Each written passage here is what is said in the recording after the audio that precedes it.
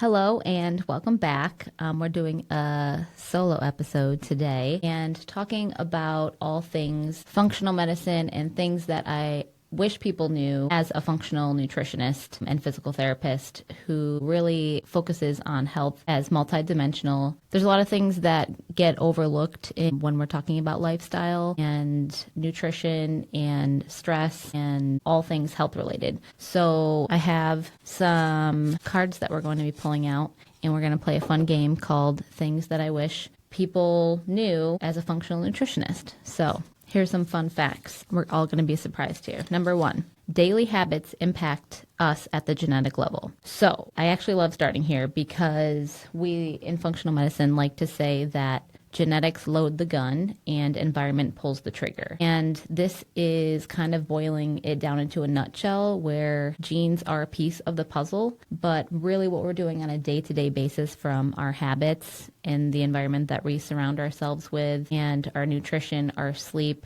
our relationships, all of those sorts of things are actually impacting us at the cellular level and at the genetic level on a day-to-day basis. So it's kind of talking about like the hardware of a computer. That's our genetic information coming in and that we can't change. And the majority of our outcomes and our health outcomes in life are actually things that we can control, things that we can change. And those are the things that I like to talk about on a daily basis with my clients related to food, movement, stress management, and relationships, community, all of those sorts of things, and sleep. So our genes are not everything, and I think that's very empowering because sometimes if we see a genetic history of diabetes or of heart disease or Parkinson's or Alzheimer's or what have you, we tend to think that our genes are our destiny, and that's just not true. The truth is that they can predispose us to something, and if there is a genetic history, that's all the more reason, such as a genetic history of cancer in your family, that's all the more reason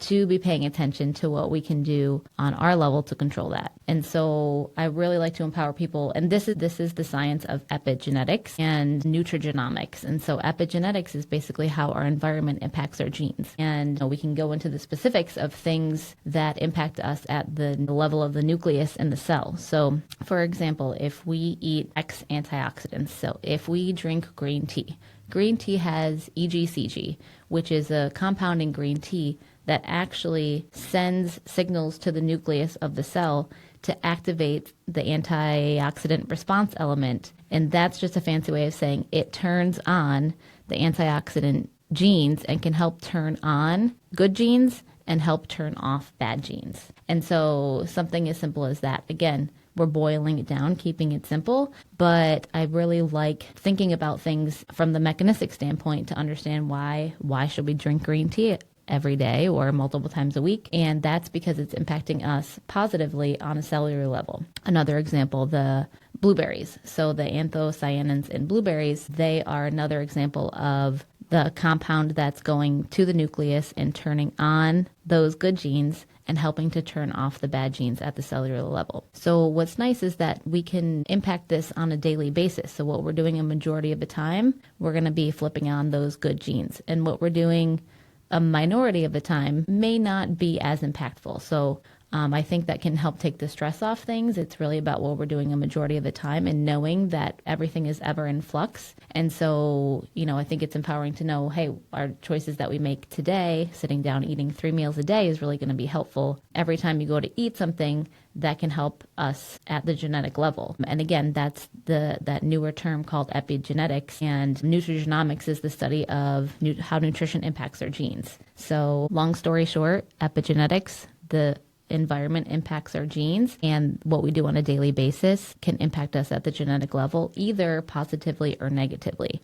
And so we really want to work on those lifestyle factors like nutrition for those cellular, turning those signals on and turning the bad ones off. Next, gut health is not just a wellness trend. What is gut health? Gut health is talking about our digestive health and talking about what's happening at the level of the gut microbiome, and all roads lead to the gut. And that is kind of the truth. And the reason we say that is because the gut is the intersection of a lot of body systems. So our digestive health and our intestines. So what makes up the gut are those cells in our intestines where our gut microbiome lies. And those are those little microbes that are signaling to our body all the time and helping us work towards our goals, or by sending anti-inflammatory signals, or potentially blocking certain signals, impacting our hunger hormones, impacting our ability to lose weight, impacting us from an immune system standpoint, and so on.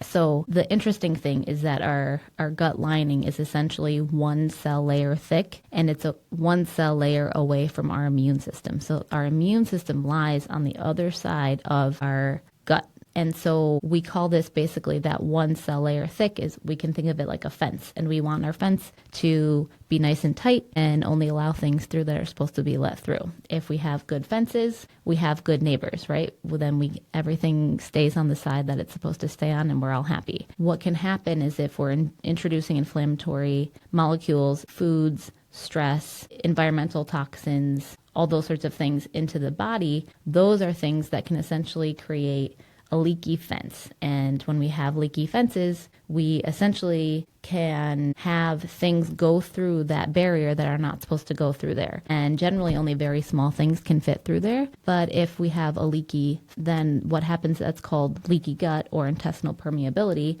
And what can happen is that we're getting these larger food particles moving to be in contact with the immune system, and the immune system is like, what is this? We need to attack it, and this needs to go away. And so the immune system does its job, and it basically attacks those food particles, and then essentially we can get these things like food sensitivities and things like that. And so when we're reacting to specific foods, or maybe we start reacting to a ton of different foods or groups of foods like FODMAP-rich foods, or histamines, or is it gluten, is it dairy?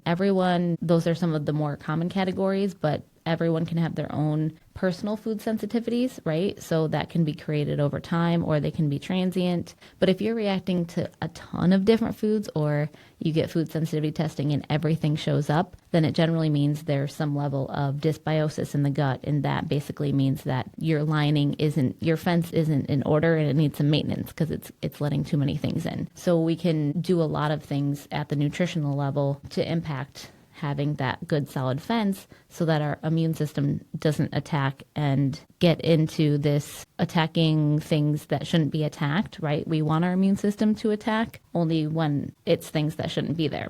The immune system shouldn't attack food particles that are coming in and are really not harmful, unless they're getting into the wrong spot in the body. And so again, this is where food can cause an immune reaction, and we have to step back and take a look at, why is this happening in the first place? Maybe we need to take that out, allow some gut healing, and then maybe we can reintroduce it, and maybe not, right? Next, we need to be minding our mitochondria. So our mitochondria are some of the most interesting things, and I think the research of mitochondria is becoming kind of really robust over time, and we're going to learn a lot more about it, but we know a lot about it. If you took biology in high school, we know that the mitochondria are the powerhouse of the cell. So what does that mean? That's our energy producing factories in the cell. So the energy being broken down from the carbohydrates that we eat, as well as the fats that we eat and the proteins that we eat, those energy systems are all happening in the mitochondria. Our mitochondria are in almost every cell of our body, and if they're not producing the energy they're supposed to produce, then we start getting multiple symptoms in multiple systems of the body. So there's total body fatigue, and we can have issues with the heart, issues with cognition, because the heart and the brain have a lot of mitochondria in there, because we need a lot of fuel for that, right? But the cool thing is we can do a lot to protect your mitochondria and a lot to support it. So there's a lot of nutrients that are involved, as I'm sure you probably guessed, a lot of nutrients that are helping our mitochondria to be the powerhouses that they're supposed to be. So we need a lot of micronutrients. We need our B vitamins. We need iron. We need CoQ10. We need water. We need carbohydrates. We need proteins. We need fats. We need all of these things. And we also need antioxidants, because basically the production of energy in the body does cause some reactive oxygen species. And so we need, antioxidants to kind of come in and quench those things that are basically being offset and created based on the energy production in the body. So without getting too scientific, for our energy powerhouses to do what they're supposed to do, we need to fuel them with what they need, and we also need to give them some extra support from antioxidants in order to help them run cleanly, basically. The cool thing is that it's not just food. So there's this thing called hormetic stressors. And a hormetic stressor, or in hormesis, is basically a good stress on the body. So bad stress is not a good thing, and nobody likes to be stressed. But there are some good stressors on the body, such as exercise being considered a good stress on the body, right, in the right amount. Fasting can be a beneficial stressor on the body, but that is a little bit more nuanced because fasting is not appropriate for everyone at all times. We can use cold and heat exposure, so that's where the saunas can come in. That is a beneficial stressor on the body, as well as like a cold plunge or something like that, an ice bath, where that can also be a beneficial stressor on the body, again, in the right environment, in the right person, in the right situation. So those are some examples of hormetic stressors. We can combine these things. So again, not just using nutrition, but also using things like heat and cold exposure in order to basically help power up those mitochondria so that they're producing energy, so that we have energy. And again, that goes down to the cellular level of needing our nutrients in order to propel those to work better. So our mitochondria are incredibly important in the body, and our 9th grade biology teachers were actually right. Okay, the next one is to major in the minors. And this is something that I like talking about with people because it can be really overwhelming when we talk about lifestyle change and how to change and move towards better health. And it can sound really complex and confusing, and we can get into the nitty-gritty of talking about our mitochondria and hormetic stressors and things like that. And we can also really try to keep it simple and say, hey, let's work on our nutrition because we eat 3 meals a day. And that's a good opportunity to start to maybe introduce some more greens and some more color onto our plates. Maybe we just focus on eating a little bit more fiber and having these small goals. Or maybe food isn't where we go first. Maybe we talk about starting a walking program because walking is incredible for the body. It's incredible for blood sugar balance. There's research studies that show that walking 10 minutes after a meal can help with our blood sugar balance. And so even walking 10 minutes a couple times a day can be extremely beneficial. Walking is helpful for mental health and getting out in nature and for stress management. And so doing some of these small things and layering them in it may feel minor, and that's why we say majoring in the minors. It may feel small, but it's actually really adding up to a lot of benefits over time. And other things that are majoring in the minors would be sleep. So getting consistent sleep and really trying to hone in on getting, I like to say, at least 7 to 8 hours of good restorative sleep. And, if you're into like the biohacking and the trackers, when we sleep better, we also want to be looking at what our HRV is, and we want a higher HRV, and also just how you're feeling the next day. So sleeping better will impact our cravings and our hunger and satiety levels. So when we get a bad night's sleep, we have more cravings for carbohydrates the next day, and we also tend to eat more calories the next day because our hunger hormones get confused. So when we don't sleep well, our levels of leptin, which are our fullness hormone, goes down, and our levels of ghrelin, which is our hunger hormone, can go up. So personally, when I don't sleep well, I am not a fun person to be around. So I really do prioritize getting better sleep for all of you guys and for myself as well. And so as we've talked about too before, sleep, the body is also cleansing itself overnight. So we really want those processes of cleansing to be occurring while we're sleeping.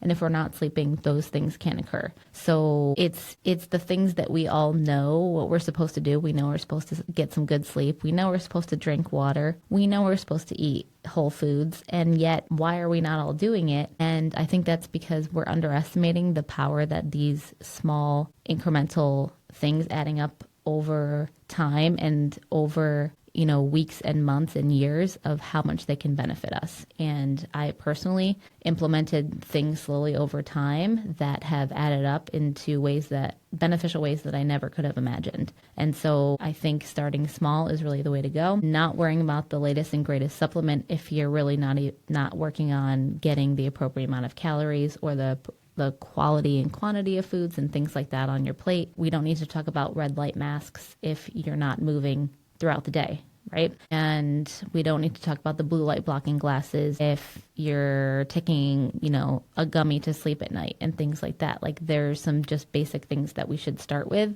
before we move. I always say we like to start with the ABCs before we move to the XYZs. So implementing the foundational things. Leaky gut is real. So, some people in the conventional medicine space don't believe that leaky gut or like intestinal permeability is a real thing, but there is a ton of research out there, and basically that's the fence analogy where our gut lining, we want to have a solid fence in order to keep our immune system in check so we don't get things like autoimmunity and things like that. Autoimmunity and leaky gut do have a correlation because for autoimmunity to transpire in somebody, leaky gut is one of the 3 components that generally across the board, somebody with autoimmunity is going to have a leaky gut, and that plays a role into that immune system kind of attacking our own body it's not feeling safe. So again, from that whole intestinal permeability thing, we need to look at those inputs that are coming into the gut,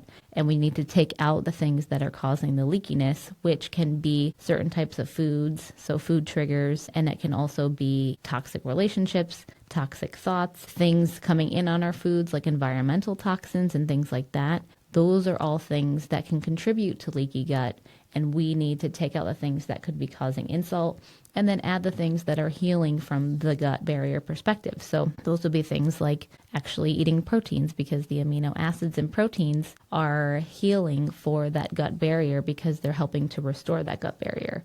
Collagen is a good example. Collagen is very healing for the gut. So that's why we talk about drinking bone broth, because that's rich in collagen. That can be gut healing. There's soothing agents for the gut like slippery elm or marshmallow root, and those are some mucilaginous herbs that can be really helpful for, laying down, a nice layer in the gut, so that's kind of like soothing for the gut. And then anything that's, whole foods and plant-based, those are really helpful for the gut lining. And then things like zinc and magnesium and our B vitamins, and again, all those micronutrients are really helpful too. So leaky gut is real, and it is something that we should keep in mind. Okay, next one. Less calories do not always lead to weight loss. So the weight loss conversation is always a hot topic. And I think for such a long time, we always thought that, and I even thought this, is that eating less calories is always going to lead to better results if you want to lose weight, right? But in fact, eating less calories just sometimes doesn't fuel what we need. So it's not always about less calories. It's about the quality of our calories. So when we talk about weight loss, I'm talking about eating enough protein,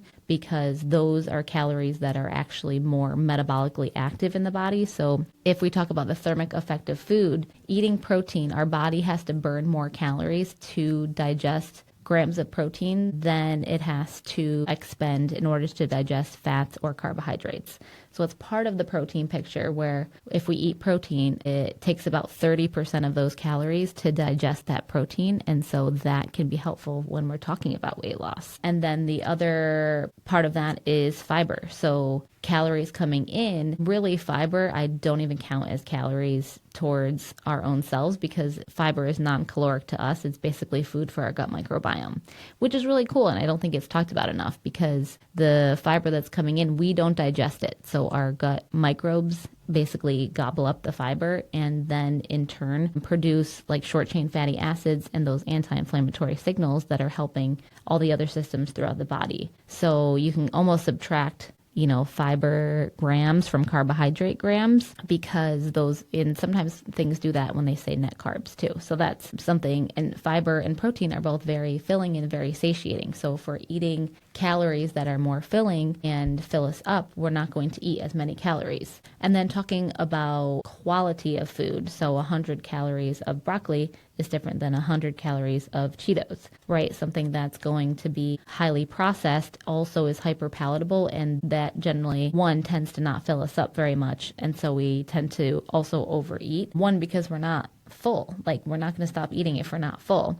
I don't. And also they're meant like Lay's chips, but you can't eat just one. So they're meant to have us eat more. And so if we have calories coming in that are from whole food sources, things that were created by nature are nicely packaged with fiber, with the micronutrients that we're looking for. And those are going to be helpful to keep us full and also satisfied too. So the other piece with weight loss is that if we drop our calories too low and we lose weight too quickly, the issue here is that we don't want to lose weight too quickly, because that's when the yo-yo dieting happens. So if we drop too much weight too quickly, we're also losing our lean body mass, and our lean body mass is incredibly protective from a metabolic standpoint.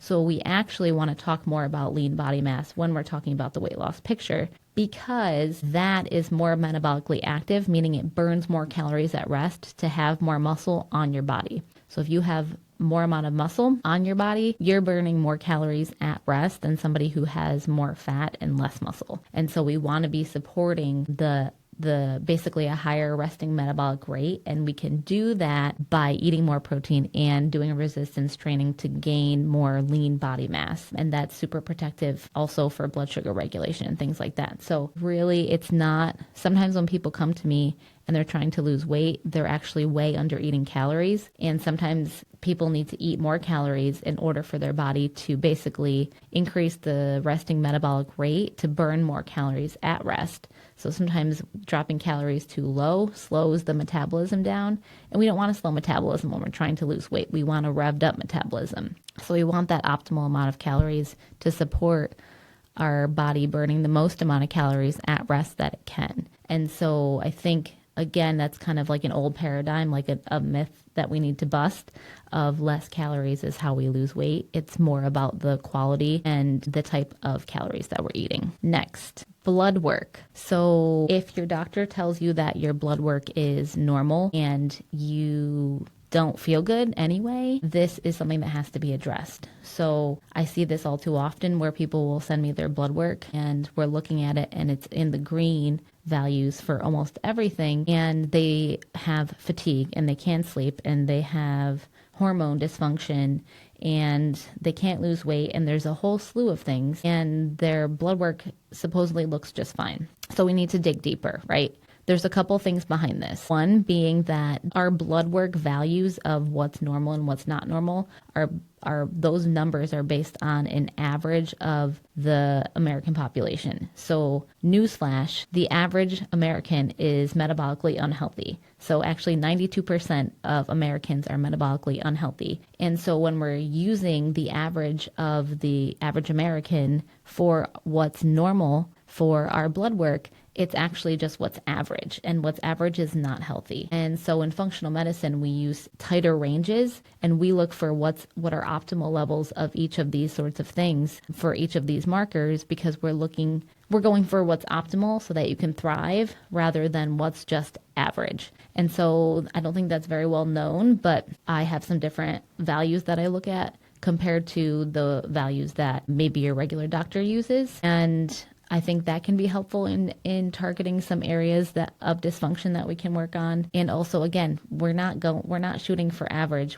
I don't want to be an average American. I want to feel better and live optimally. And so we in functional medicine generally go for those optimal levels of things. And sometimes there's something in the middle. It's not only about the blood work values, it's also about how you feel. But if your values are coming back normal, quote unquote normal, sometimes it's normal and average, but it's not optimal. So there's trends to look at there. So keep that in mind. Next, the impact of stress on the body. This, again, is always worth talking about, because especially when in the functional medicine world, when people start to employ a lot of these health promoting behaviors, there can also be people that go too far at the end of the spectrum of like, have to get my 8 hours of sleep, and I have to work out every day, and I have to eat X amount of protein at X meal, and I have to do this. And then that becomes stressful. And so that is what we're trying not to do. We need to find some healthy balance and some level of sanity for you, because I liked Talia Pollock said something once that has always resonated with me, and it's, you don't want to eat kale with a bitch face. And I think, and that's so true. Like, we can be doing all the right things perfectly, but then if we're stressed to the max, that's really kind of unraveling all of the beneficial things that we're doing.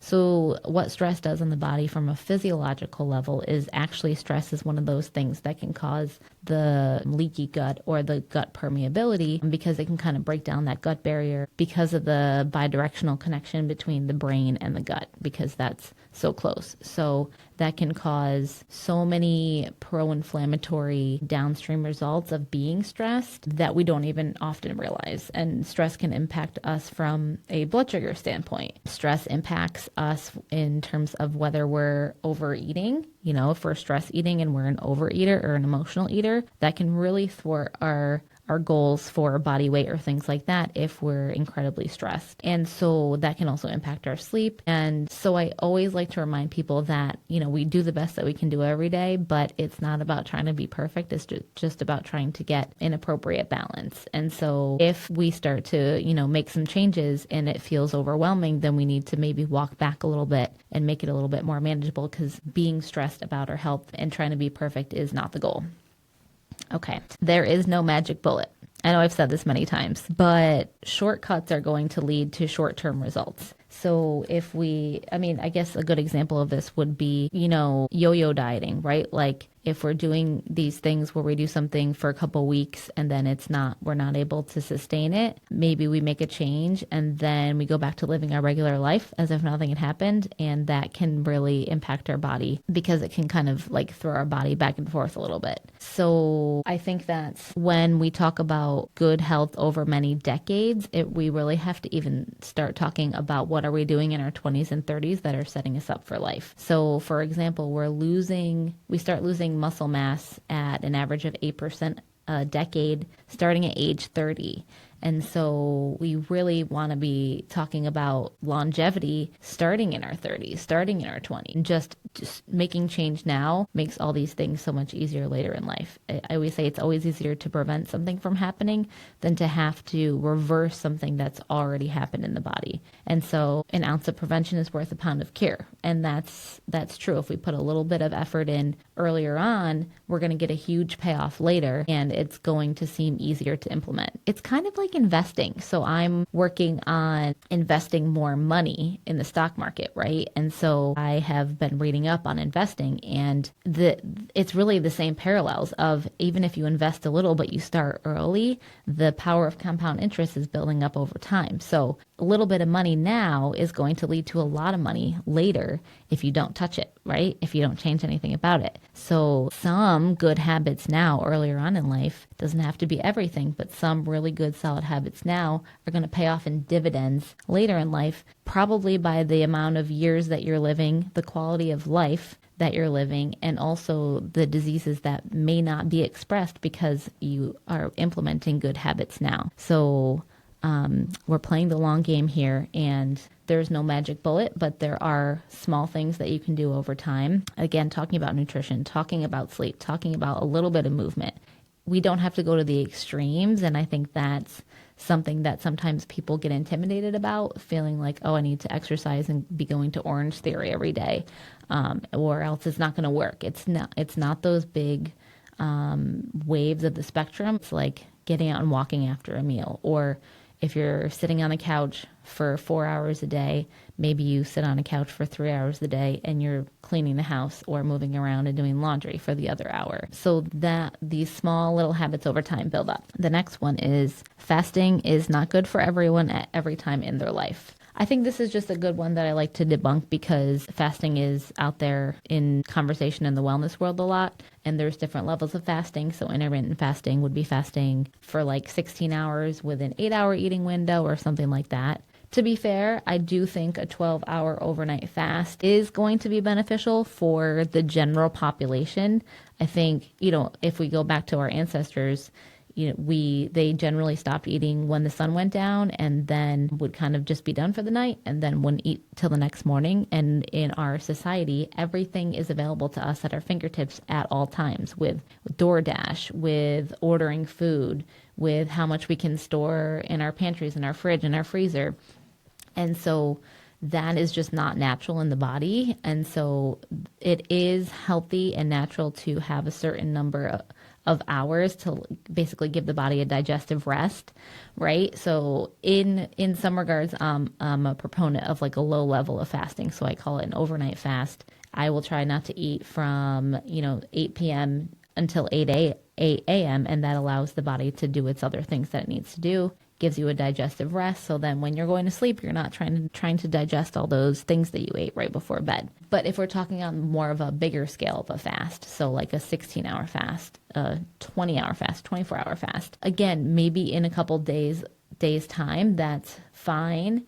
And especially for men, like most of the studies done on fasting were done in men. So as a woman, maybe fasting isn't a thing for us because the studies aren't necessarily there to support that. And actually, Dr. Stacy Sims is a really good example of this, how she says that women are not small men. And really what we can see with a lot of trends is that women who do intermittent fasting, who are of like a childbearing reproductive age and are menstruating, that can actually lead to hormone dysfunction and can lead to some hormone issues and other things like that. So it's all that to say is that fasting is not right for everyone at all times. And that's just an important thing to keep in mind. So again, can it be a helpful tool? Is it something that I use in the detox? Yes, but only for 4 days. And so again, short-term things versus like, are we doing something on a long-term basis? And also if you try something and you wanted to try intermittent fasting and you tried like a 16-8 and that wasn't working for you, then you need to pay attention to that. Or if you felt great and fantastic,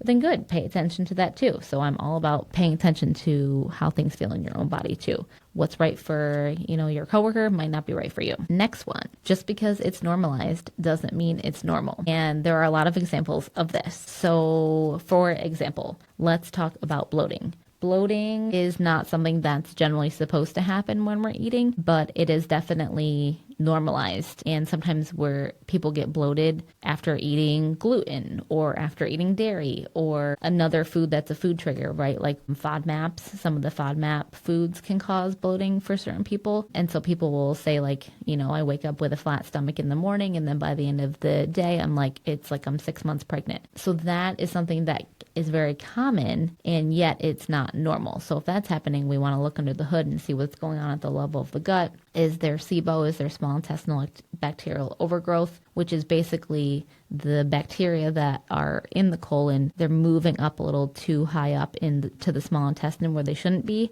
And then they're basically producing, they're basically fermenting the carbohydrates that are coming in and producing gas. And when those little microbes produce gas, that produces bloating.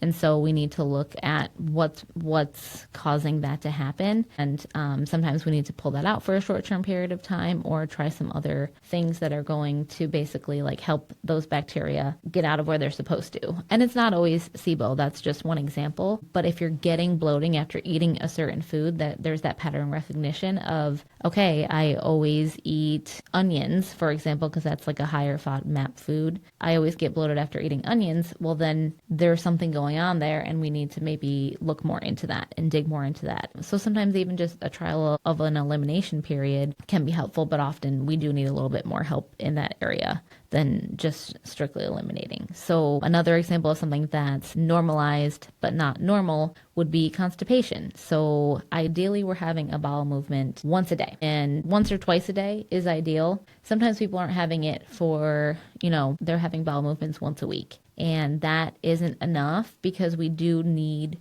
to basically there's waste in stool and we need to be getting that out of the body so it's not basically sitting around and fermenting and then causing other issues from it sitting around, essentially. And so what you can do is you can do a gut transit test and you can eat corn. Actually, this is one of the easiest ways of eating a serving of corn because corn doesn't get digested by the body. And then timing that time from tip to tail of eating the corn and then when you're seeing it in the toilet bowl, basically. And that can give you an idea of gut transit time. So generally like 16 to 24 hours is an average of a normal gut transit time. So that's where we say like 1 to 2 times a day having a bowel movement is a good thing. So if you're not having enough bowel movements, that's something that we want to work on, and that will generally help make you feel better in a variety of ways. And then on the other end, say somebody is having diarrhea all the time, like daily or after having a high fat meal or something like that. So if we're having diarrhea or loose stools, again,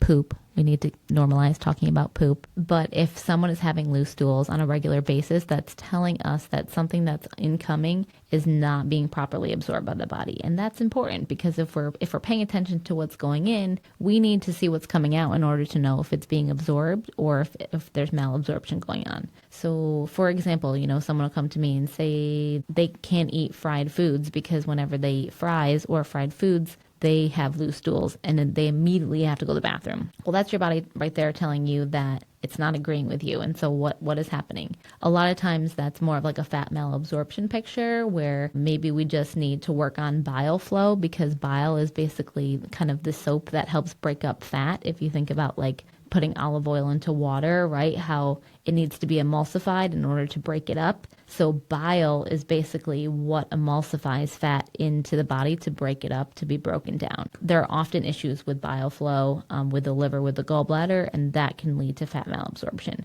But that's something that can be improved upon and fixed with using specific herbal supplements or using bitters before meals to basically help the body to produce bile and things like that. So again, if you immediately have diarrhea after a certain food and you've just accepted it as your normal, but you keep eating that food, I think there's more to look at under the hood with that. Another thing that is normalized but not normal would be the 3 p.m. slump. So, a lot of people are like, it's the mid-afternoon lull. I always feel like this, and this is just what happens. I get my candy bar or my energy drink, and, I have that, and that helps. And what's really happening is that we're not fueling well enough at breakfast or lunch, and that's impacting us at that 3 p.m., 2 p.m. slump, basically. So if we're fueling properly and we're balancing our meals at breakfast and lunch, we're actually not going to get that 3 p.m. slump because it's related to our blood sugar. And so the 3 p.m. slump is our blood sugar going up with whatever we're eating, and then it's coming down in a hard crash. And that roller coaster,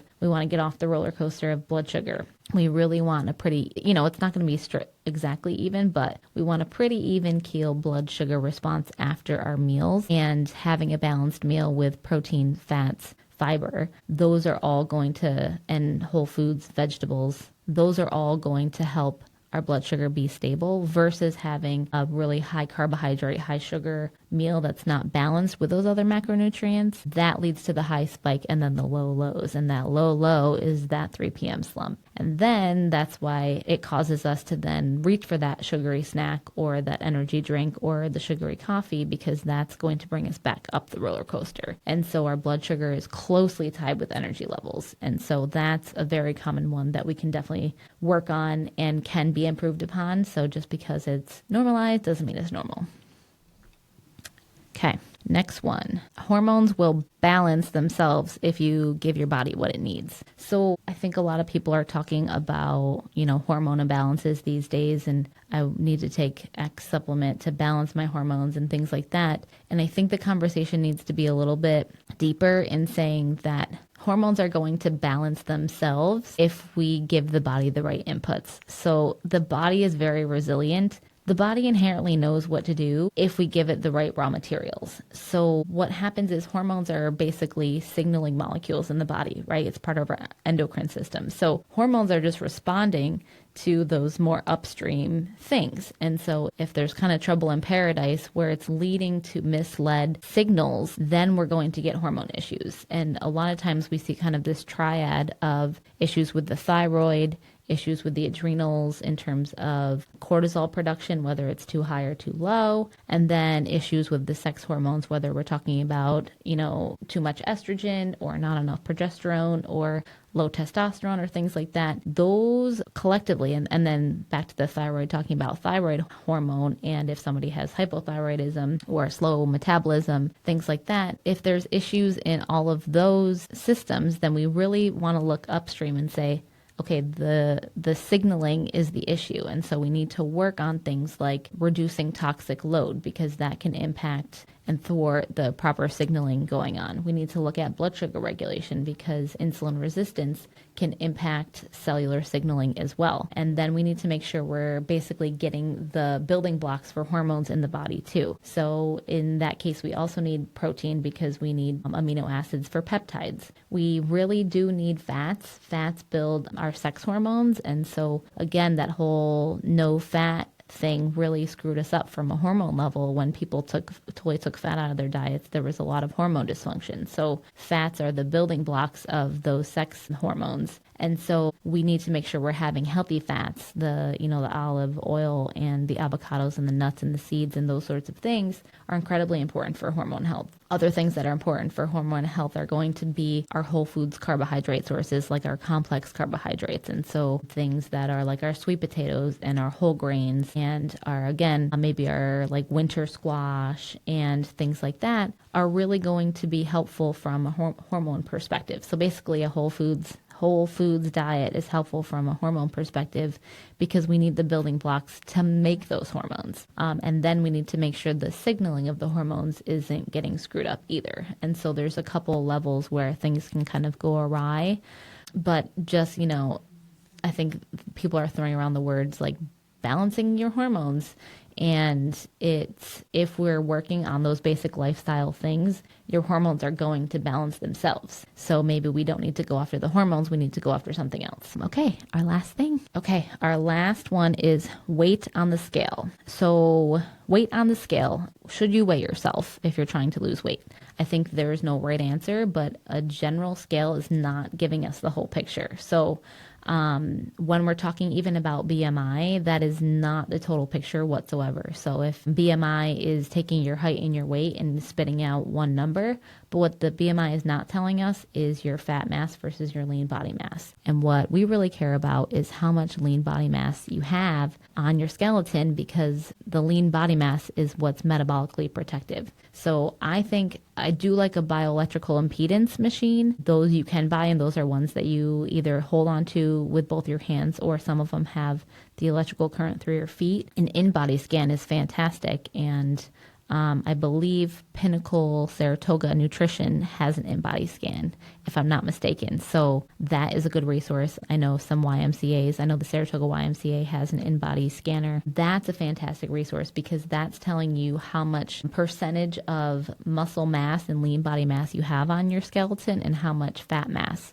you have on your skeleton. And those are the numbers that we would want to track over time. So it's not just a number on a scale, right? So muscle weighs more than fat. So you can be 200 pounds and you can have a lot of fat and a little muscle, and you can be 200 pounds and have a ton of muscle and a little fat. And those are both going to have very different impacts on health. So a baseline weight is not giving us the total picture. It's really about how much muscle we have on the body. And that's incredibly important and a good metric to track. And so if we can get a little bit more specific in figuring out what our lean body mass is, and then not being upset if we're not seeing the scale move very quickly, but we're seeing our body composition change. I always like to tell people, I would rather you tell me how your clothes are fitting than what the number on the scale is showing. And I know people like to see like the scale going down, and that can be very motivating, and that can still be happening with the change in body recomposition, but it's really, again, more about the composition of what that weight is made up of, basically. So, we really do want to reduce the visceral fat. So that's like the fat that's around the midsection and around the belly. The visceral fat is really the pro-inflammatory signaling that we want to reduce inflammation in the body. So that's the fat that kind of gets wrapped around the organs, and that can cause endocrine disturbances and signaling issues too, right? So the reason that there is still a discussion about like talking about a certain level of body fat is that we really do want to reduce the amount of visceral fat in the body. So again, we can do that basically by transitioning it to lean body mass, and that's by doing resistance training and appropriate caloric intake and eating more protein. And that is going to be more metabolically healthy and sending kind of anti-inflammatory signals throughout the body. And that visceral fat is not just sitting there. So it's not just kind of sitting like that tube around the midsection doing nothing. What it actually is, it's a pro-inflammatory endocrine organs. So those fat cells are acting as basically endocrine signaling organs, sending pro-inflammatory signals throughout the body. And that's the reason that we want to reduce it. So it's not about, anything other than trying to improve metabolic health. And so again, it's not going after the weight on the scale, it's going after the body recomposition. And so I think that's a good way to reframe and a good way to think about it and a good way to track metrics over time. So when we do like a waist circumference, that can be a really nice thing to measure a change in the circumference of the waist as you're making changes. And that's a really good indicator of improved metabolic health over time. And really, if we're trying to track anything, it's metabolic health, because that's impacting our energy levels, and it's impacting our longevity and impacting our ability to either prevent or potentially have chronic disease over time. So it's all about metabolic health. It really is. That's the conversation, is talking about the blood sugar, talking about all those sorts of metrics in order to improve metabolic health is going to help everything else from an anti-inflammatory standpoint. That's all for today, and we'll see you next time.